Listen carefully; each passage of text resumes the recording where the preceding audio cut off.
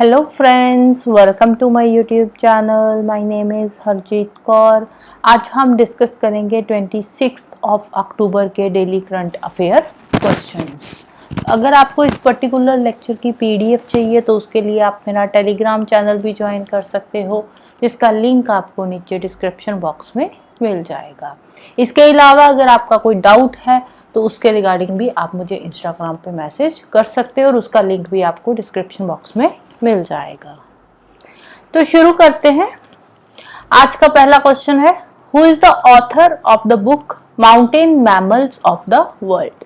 Book है, book का नाम क्या है? Mountain mammals of the world. तो ऑथर का नाम क्या है?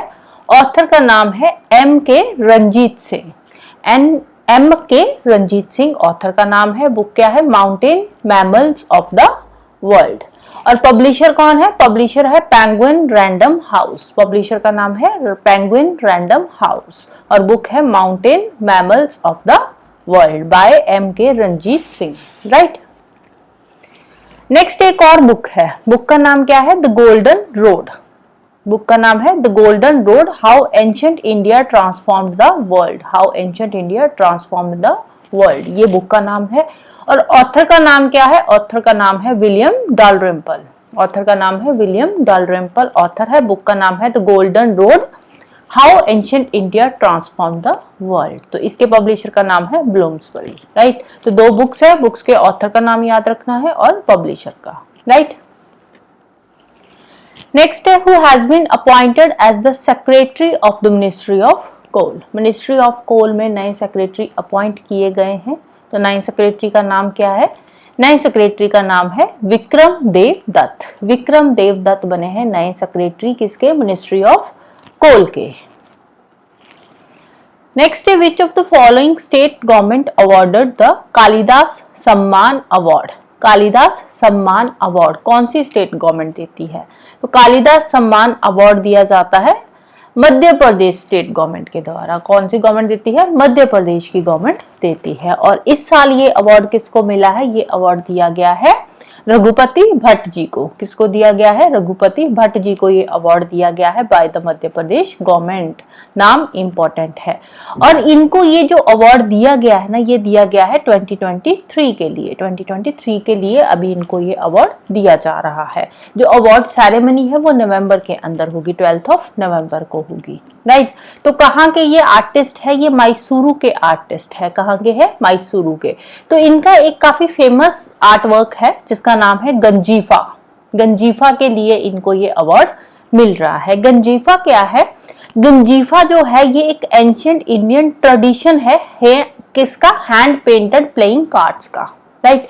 हैंड पेंटेड प्लेइंग कार्ड्स होते हैं जिनको के इन्होंने रिवाइव करने में हेल्प करी है। तो गंजीफा आर्ट वर्क के लिए इनको ये जो अवार्ड है वो दिया जा रहा है। नाम है रघुपति भट्ट। राइट। और ये जो गंजीफा पेंटिंग है ना, ये जो गंजीफा आर्ट वर्क है, पेंटिंग नहीं है, ये एक आर्ट वर्क है। प्लेइंग कार्ड्स होते हैं, हैंड पेंटेड प्लेइंग कार्ड्स, तो उनको बोलते हैं गंजीफा। तो गंजीफा जो है ये भी जीआई टैग्ड है। कहाँ से जीआई टैग्ड है? ये मैसूरू से जीआई टैग्ड है। राइट। तो दोनों इंपॉर्टेंट है। गंजीफा क्या है?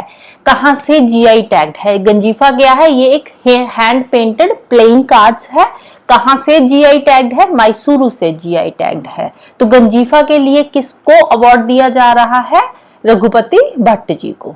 राइट। अवार्ड में क्या दिया जाता है? अवार्ड के अंदर 5 लाख तक का कैश प्राइस होता है, एक सर्टिफिकेट होता है। और इसकी जो सेरेमनी है वो कब होगी? 12 नवंबर को होगी। 12 नवंबर 2024। 12 नवंबर 2024 के अंदर ये अवार्ड सेरेमनी होगी। कहाँ पे? उज्जैन के अंदर। राइट। नेक्स्ट है, रिसेंटली साइक्लोनिक स्टॉर्म दाना। दाना क्या है? स्टॉर्म का नाम है। इंडियन ओशन में जब कोई स्टॉर्म आता है, जब कोई साइक्लोन आता है तो उसको साइक्लोनिक स्टॉर्म बोलते हैं। जैसे अटलांटिक ओशन में जो साइक्लोन आता है उसको हरिकेन बोलते हैं, तो इंडियन ओशन में इसको नाम दिया गया है साइक्लोन का। राइट। तो साइक्लोनिक स्टॉर्म है जिसका नाम है दाना। तो रिसेंटली ये इंडिया में हिट किया है, बे ऑफ बंगाल वाली साइड से आया था ये इंडिया है। तो यहाँ पे आता है बे ऑफ बंगाल। तो यहाँ पे इसने हिट किया है। कहाँ पे? यहाँ पे जो ओडिशा और वेस्ट बंगाल वाला पार्ट है, वेस्ट बंगाल और ओडिशा कोस्ट पे आकर इसने लैंडफॉल किया है। राइट। तो स्टॉर्म का नाम क्या है? स्टॉर्म का नाम है दाना। नाम जो है इंपॉर्टेंट है। स्टॉर्म का नाम है दाना। कहाँ पे हिट करा है इसने? उड़ीसा एंड वेस्ट बंगाल वाली साइड पे। तो ये जो साइक्लोन का नाम है ये कौन सी कंट्री ने दिया है इसको? ये जो दाना नाम दिया है ना साइक्लोन का, तो ये जो इंडियन ओशन के आसपास की कंट्रीज है उनमें से ही ये जो नाम है दिया जाता है। तो इस बार ये जो नाम दिया गया है वो दिया है कतर ने। कौन सी कंट्री ने दिया है? कतर ने दिया है। नेक्स्ट है mission Vasundhara 3.0। Mission Vasundhara 3.0 aims to provide land rights to indigenous people of which of the following states।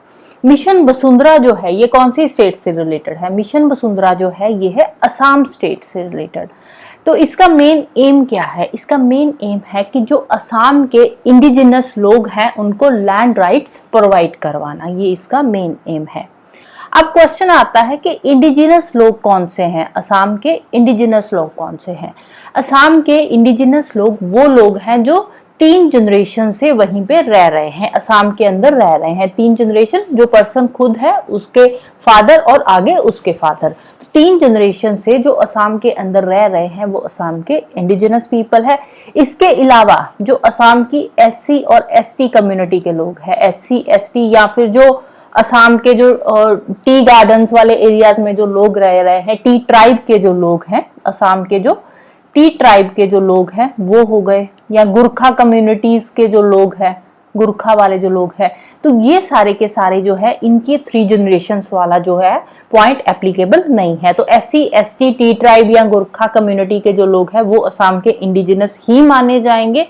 इसके अलावा जो बाकी लोग हैं उनमें से जो पिछली 3 जनरेशन से असम के अंदर रह रहे हैं वो असम के इंडिजिनस लोग हैं और उनको लैंड राइट्स प्रोवाइड करवाना मिशन वसुंधरा 3.0 का मेन एम है। राइट। नेक्स्ट है recently which of the following state UT implemented categorization in SC reservation. SC जो शेड्यूल कास्ट रिजर्वेशन होती है उसमें भी आगे सब कैटेगराइजेशन होनी चाहिए। तो ये मुद्दा उठा था एक स्टेट के अंदर और अब उस स्टेट ने इसको इम्प्लीमेंट भी कर दिया है। तो कौन सी स्टेट है? स्टेट का नाम है हरियाणा।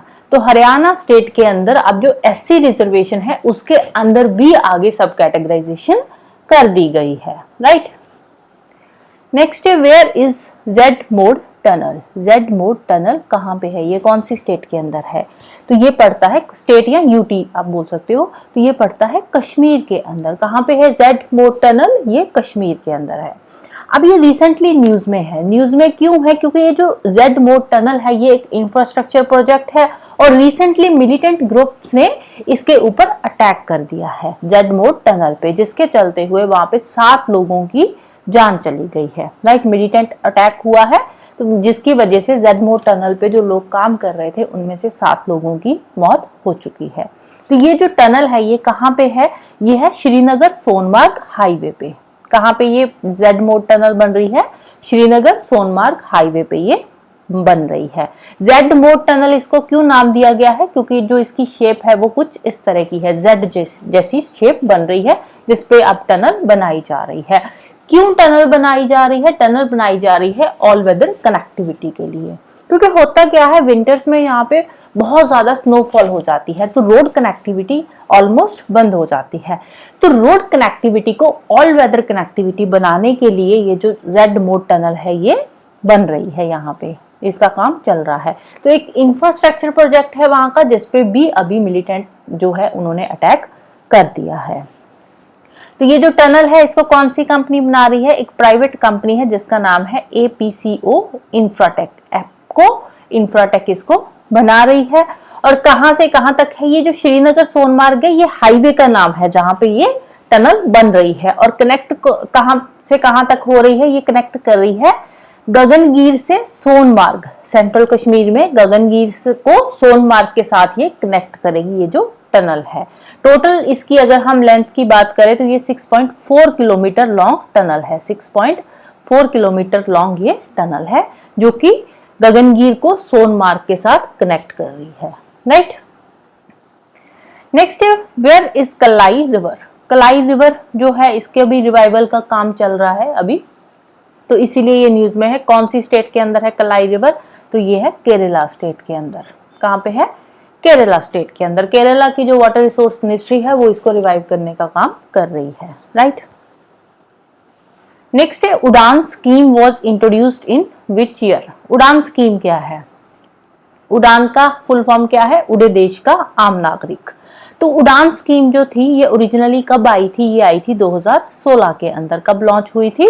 2016 में ये लॉन्च करी गई थी। तो अभी जब ये लॉन्च करी थी तो उस टाइम पे इसको 10 साल के लिए लॉन्च करा था, राइट। कितने साल के लिए थी ये? 10 साल के लिए थी। तो अभी ये अच्छे से काम कर रही है तो अभी इसको और 10 साल के लिए एक्सटेंड कर दिया गया है, राइट। तो इनिशियली जब आई थी 10 साल के लिए ही थी, तो अब इसको और 10 साल के लिए एक्सटेंड किया गया है उड़ान स्कीम को। नेक्स्ट है moonlight program is launched by. Moonlight program क्या है? मूनलाइट प्रोग्राम जो है इसको लॉन्च करा है यूरोपियन स्पेस एजेंसी ने। किसने लॉन्च करा है? यूरोपियन स्पेस एजेंसी ने। तो अब जो मून है, ये मूनलाइट प्रोग्राम क्यों लॉन्च करा है? अर्थ और मून के बीच में नेविगेशन सिस्टम और कम्युनिकेशन को और अच्छा बनाने के लिए जो मूनलाइट प्रोग्राम है इसको लॉन्च किया गया है by the European space agency. European space agency क्या है? इंटरनेशनल एस्ट्रोनॉमिकल कांग्रेस है, इन्होंने ये लॉन्च करा है। नाम क्या है? Moonlight lunar communication and navigation services program. Communication और नेविगेशन की जो सर्विसेज है उनको और अच्छा बनाने के लिए, स्पीडी बनाने के लिए और एक्यूरेट करने के लिए ये जो मिशन है इसको लॉन्च किया गया है। क्योंकि जो मून है ना, मून का जो साउथ पोल है, तो साउथ पोल पे अभी भी बहुत सारी एक्सप्लोरेशन का काम बाकी है। साउथ पोल के बारे में हमें इतना ज्यादा नहीं पता है। तो वहां पे बहुत बड़े बड़े खड्डे भी है जहां तक सनलाइट पहुंचती ही नहीं है। इसके अलावा हाई माउंटेन्स भी है जहां पे सन की रोशनी हमेशा ही रहती है। तो इसीलिए साउथ पोल को एक्सप्लोर करने के लिए जो मिशंस जाते हैं, उन मिशंस की नेविगेशन के लिए और कम्युनिकेशन को और बेटर बनाने के लिए जो मूनलाइट मिशन है वो लॉन्च किया गया है, राइट।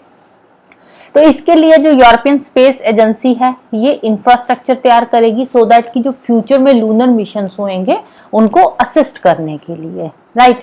तो आने वाले 20 सालों में जो 400 मून मिशंस होंगे तो इसका मेन एम है उन मिशंस को सपोर्ट करना। आने वाले 20 सालों में 400 मून मिशंस को ये सपोर्ट करने का काम करेगा, राइट। तो इसके लिए 5 लूनर सैटेलाइट्स का एक कॉन्स्टिलेशन जो है वो सेटअप किया जाएगा, राइट। 5 सैटेलाइट्स लगाए जाएंगे सो दैट कि जो लैंडिंग होती है, कम्युनिकेशन और सरफेस मोबिलिटी है उसको और ज्यादा एक्यूरेटली पता किया जा सके और स्पीडी बनाया जा सके, राइट।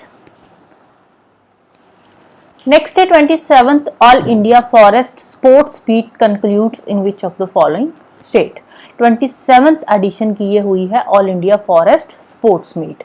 तो ये कहाँ पे हुई है? ये हुई है रायपुर छत्तीसगढ़ में। कहाँ पे हुई है? रायपुर छत्तीसगढ़ के अंदर हुई है, जहाँ पे छत्तीसगढ़ जो है वो रहा है टॉप पोजीशन पे। ओवरऑल चैंपियनशिप जो जीती है वो छत्तीसगढ़ ने जीती है विद 174 मेडल्स। सेकंड पोजीशन पे रहा है केरला विद 103 मेडल्स और थर्ड पोजीशन पे Madhya Pradesh with 88 medals, right. तो ये जो इवेंट था ये 5 दिन का इवेंट था। इसमें तकरीबन 3000 एथलीट्स ने पार्टिसिपेट करा है, राइट। तो 26 अलग अलग डिसिप्लिन्स के अंदर 300 कॉम्पिटिशन्स हुए थे, राइट।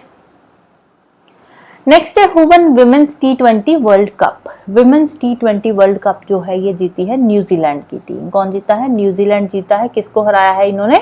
साउथ अफ्रीका को हराया है, right. So that's all for today. Hope you like this video. Thank you. Bye bye and have a nice day.